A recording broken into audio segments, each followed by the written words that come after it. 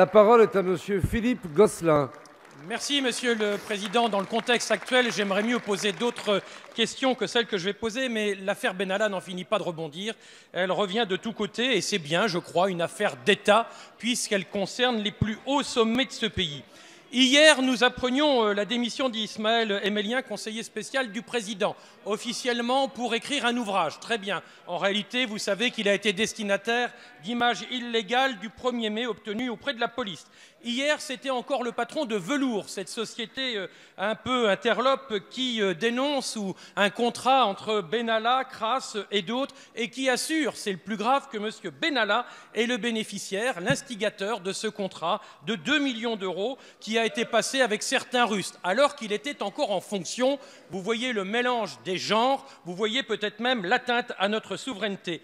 La semaine dernière, Monsieur le Premier ministre, c'est votre propre chef de la sécurité, votre propre chef qui est contraint de démissionner. Son conjoint est suspendu car il serait mêlé au fameux contrat que je viens d'évoquer. Faut-il rappeler les précédents épisodes, les 3 ou 4 contrats passés ici ou là, les déplacements 23-24, quels voyageurs en Afrique, le passeport, et puis ce coffre-fort fort opportunément enlevé au bon moment, et puis cette commission d'enquête de l'Assemblée qui n'a pas pu se réunir pour auditionner M. Benalla. On voit bien pourquoi, puisqu'il s'est parjuré plusieurs fois devant le Sénat, et vous-même, vous étiez, Monsieur le Premier ministre, à la Maison de la Chimie le 21 juillet, quand un peu bravache, le président de la République a dit qu'il vienne me chercher. Eh bien, qu'il vienne me chercher. Vous étiez là, vous avez applaudi, ainsi que la garde des Sceaux, qui d'ailleurs n'est pas du tout convaincante dans la réponse qu'elle a donnée tout à l'heure. Vous étiez là. Alors, Monsieur le Premier ministre, alors que vos proches sont aujourd'hui directement sans doute impliqués, on verra ce que dira l'enquête, mais en tout cas ils ont démissionné, pouvez-vous nous dire, les yeux dans les yeux, quel niveau d'information vous avez, vous, sur l'affaire Benalla? Merci, cher collègue. La parole est à Monsieur le Premier ministre.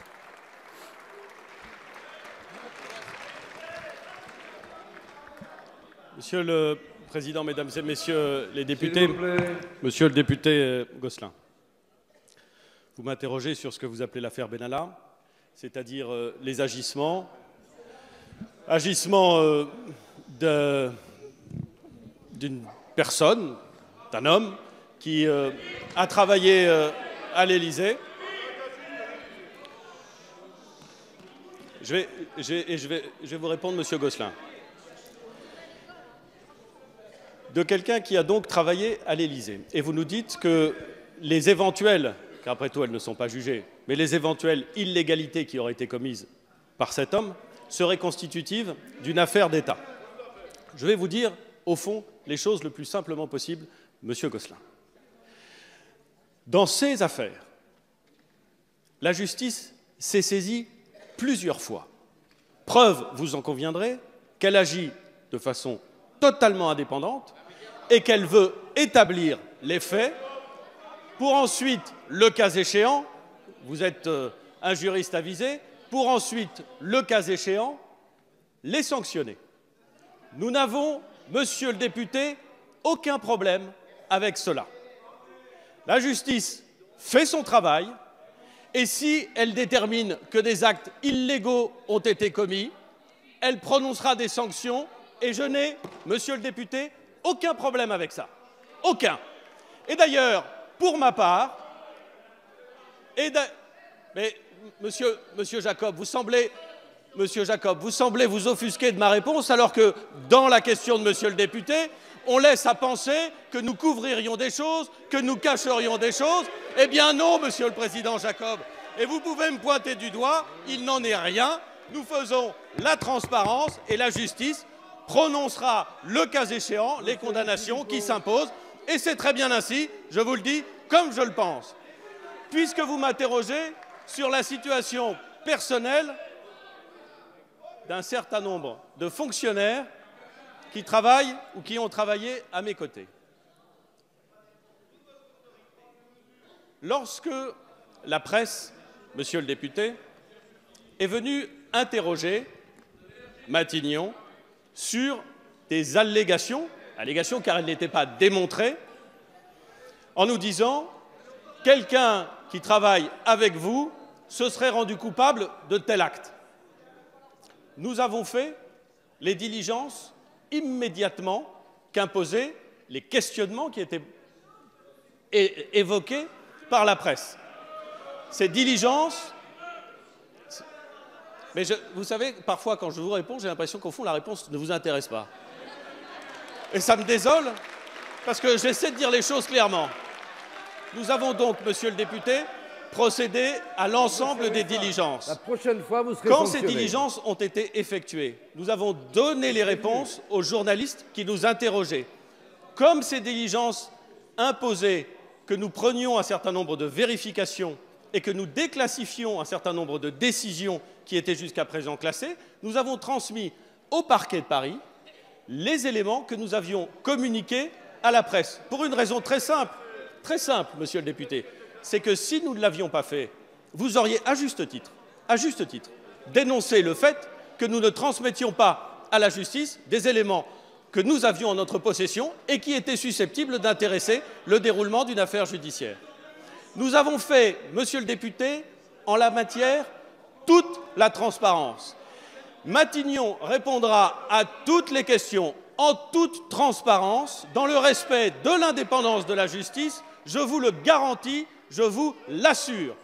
J'y tiens, comme je tiens, monsieur le député, à ne pas accuser et à ne pas charger des fonctionnaires de l'État qui ont pris la décision pour éviter la rumeur ou le soupçon, en l'occurrence, de se mettre en retrait de leur activité. Je pense en effet à la fonctionnaire de police, à la commissaire de police qui dirigeait le service de sécurité de Matignon. Sa décision à elle, monsieur le député, est à son honneur. Et je n'accepte pas, je vous le dis d'ailleurs, vous ne l'avez pas fait, mais je n'accepte pas qu'on la mette en cause dans cette affaire, car elle a pris une décision qui honore sa fonction, en considérant que la polémique où son conjoint était mis en cause lui interdisait de poursuivre ses fonctions. Je crois, monsieur le député, que vous et moi, nous pouvons nous accorder sur le fait que, ce faisant, elle a montré une très grande conscience et un très haut niveau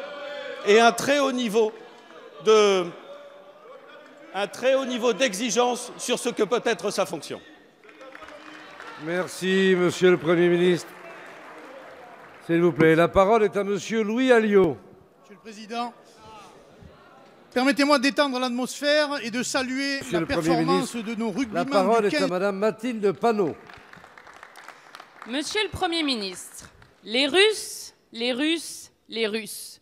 Le président les voit derrière les gilets jaunes, il les voit manipuler toutes les élections. Derrière chaque opposant, il voit les Russes. Mais les Russes à l'Élysée, il ne les voit pas. Macron n'a pas vu que son protégé Alexandre Benalla avait négocié dans son palais un contrat de sécurité avec 2 milliardaires proches de Vladimir Poutine. Notre président a le complotisme mal placé. Il voit une conspiration dans la rue alors que la Russie est apparemment bien introduite dans les salons de l'Élysée. Comment est-il possible que des membres de l'équipe présidentielle négocient des contrats juteux avec des oligarques russes? La France doit tenir plus que tout à son indépendance nationale. Pourquoi Alexandre Benalla, proche du président, entretient-il des relations avec des proches de Poutine aux liens obscurs avec la mafia? Des explications doivent être fournies immédiatement et sans délai à la représentation nationale et au peuple français, monsieur le Premier ministre. Muni de son passeport diplomatique et accompagné d'un homme d'affaires lié à Israël et au Qatar, monsieur Benalla s'est rendu au Tchad en novembre dernier. Négociait-il pour la France? Pour les Russes? Qui parle quand monsieur Benalla s'entretient avec le président tchadien? Le barbouze ou le diplomate de pacotille? La semaine dernière, l'armée française a frappé au Tchad sans débat ici. La France insoumise demande la transparence. C'est l'intérêt de la patrie qui est en jeu. Le cas Benalla fait peser l'ombre du soupçon sur les pratiques du pouvoir de notre président, auquel notre Constitution permet tous les égarements. S'il y a un seul responsable, disait Emmanuel Macron en juillet, c'est lui et lui seul. Ma question est simple, monsieur le Premier ministre. Allez-vous demander au président de la République de faire la lumière sur ces arrangements mafieux ou son silence est-il coupable? La parole est à madame Nicole Belloubet, garde des Sceaux, ministre de la Justice.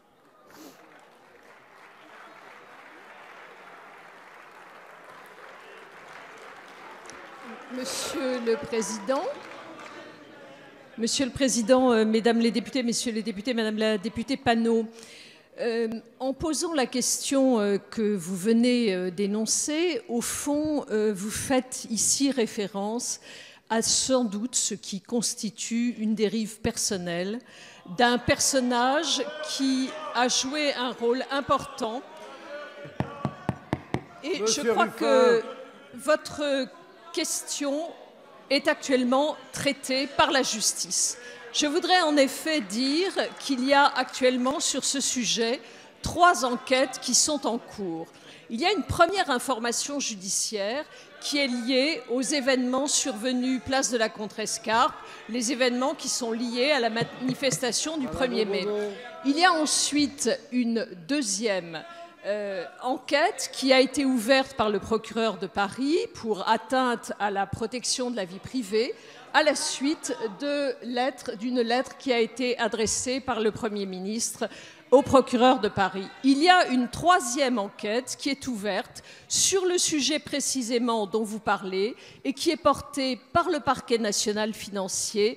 Elle a été réouverte récemment à l'issue des événements que vous venez d'évoquer. Donc, Madame la députée, il y a de ce point de vue tous les éléments pour que la justice soit réellement en mesure de porter des réponses pertinentes au sujet que vous évoquez. Si vous le voulez bien, nous attendrons ce que la justice va dire avant d'incriminer d'autres types de solutions. Voilà ce que je souhaitais vous dire. Comme vous, je fais confiance à la justice. Merci, Madame la parole la garde des Sceaux. Hugues Rançon. Merci, Monsieur le Président. Monsieur le ministre de l'Europe et des Affaires étrangères, l'Italie est un pays ami, l'Italie est un pays frère. La relation franco-italienne est ancienne, elle est riche. La culture, l'histoire, les relations économiques lient nos 2 pays qui, depuis les débuts de la construction européenne, avancent main dans la main.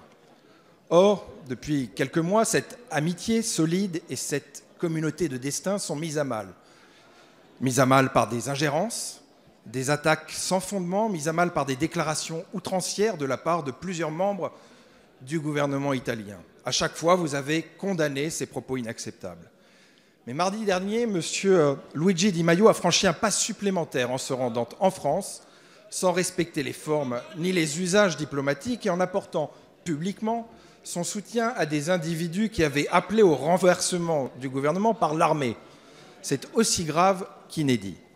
Face à ces provocations sans précédent dans l'histoire de l'Union européenne, vous avez décidé de rappeler à Paris l'ambassadeur de France. Si nous saluons cette fermeté qui est juste, il est nécessaire d'entrer dans une phase d'apaisement et de retrouver un dialogue où nos divergences réelles peuvent s'exprimer dans le respect. Car la coopération franco-italienne est indispensable pour relever nos défis communs et notamment le défi européen, l'Europe à laquelle nous croyons, l'Europe qui protège nos peuples, ne pouvant être celle des crispations, des tensions ou du repli identitaire. Alors, Monsieur le Ministre, pourriez-vous, dans ce contexte, nous indiquer comment la France compte renouer avec cette relation d'amitié si précieuse et attendue à la fois en Italie et en France? Je vous remercie. Merci, chers collègues. La parole est à Monsieur Jean-Yves Le Drian, ministre de l'Europe et des Affaires étrangères. Oui, Monsieur le vice-président Hugues Rançon, vous avez raison de rappeler la force de l'amitié, de l'histoire commune que nous avons avec ce grand pays qu'est l'Italie. Vous avez raison aussi de rappeler l'importance des échanges que nous avons avec le peuple italien, qu'ils soient culturels, qu'ils soient économiques, qu'ils soient industriels. La coopération industrielle entre la France et l'Italie est considérable et nous souhaitons que cette relation historique perdure. Malheureusement, notre pays a été instrumentalisé depuis quelques mois par le débat de politique intérieure italien. Nous le regrettons. Jusqu'à présent, nous avions eu des observations mesurées.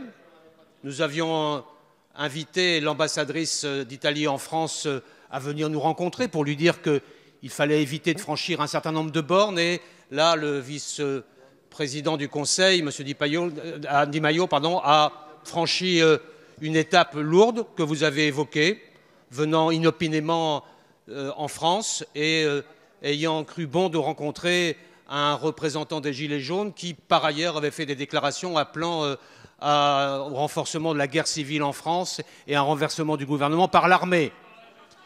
Voilà. Alors là, évidemment, c'est une véritable provocation et nous avons rappelé notre ambassadeur. C'est une mesure temporaire, permettant, nous l'espérons, les explications nécessaires. La France veut que les relations entre l'Italie et notre pays puissent retrouver un cours normal. Pour cela, il faut un impératif, c'est le respect mutuel. Et quand les conditions du respect mutuel seront retrouvées, alors nous trouverons nous-mêmes un fil normal de nos relations, malgré la divergence que nous avons avec le gouvernement italien actuel. Merci, Monsieur le Ministre.